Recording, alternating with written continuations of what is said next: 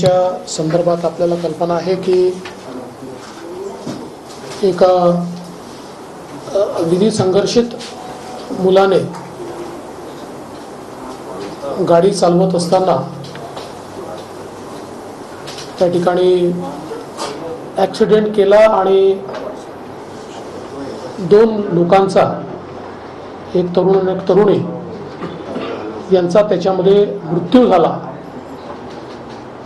आणि त्यानंतर घडलेल्या ज्या घटना आहेत या संदर्भात लोकांमध्ये देखील एक संताप आणि नाराजी ही आपल्याला पाहायला मिळाली। या संदर्भात आज मी पोलीस विभागाची बैठक घेतली। आत्तापर्यंत काय घडलेलं आहे, पुढची ॲक्शन काय आहे आणि त्यासोबत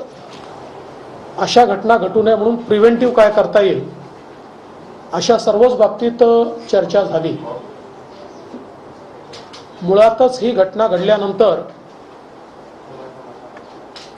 पोलिसांनी कारवाई करत जो काही ॲप्लिकेशन रिमांडचा ज्युव्हेनाइल जस्टिस बोर्डकडे सबमिट केला होता,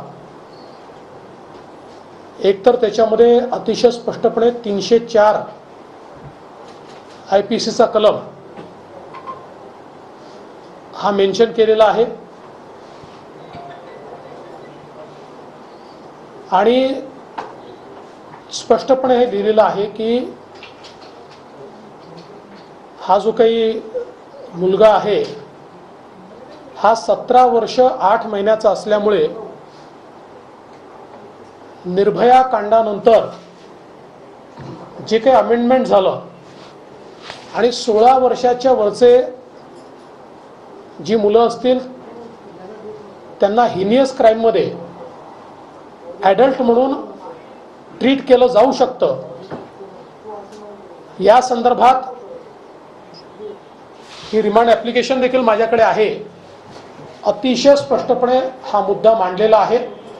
आणि याला ॲडल्ट ट्रीट करा आणि हा 304A नाही तर हा 304च आहे, अशा प्रकारे पोलिसांनी त्या ठिकाणी प्रेस केलं होतं। दुर्दैवाने ज्युव्हेनाइल जस्टिस बोर्डने त्याच्यामध्ये वेगळी भूमिका घेतली आणि ॲडल्ट ट्रीट करण्याचा जो अर्ज आहे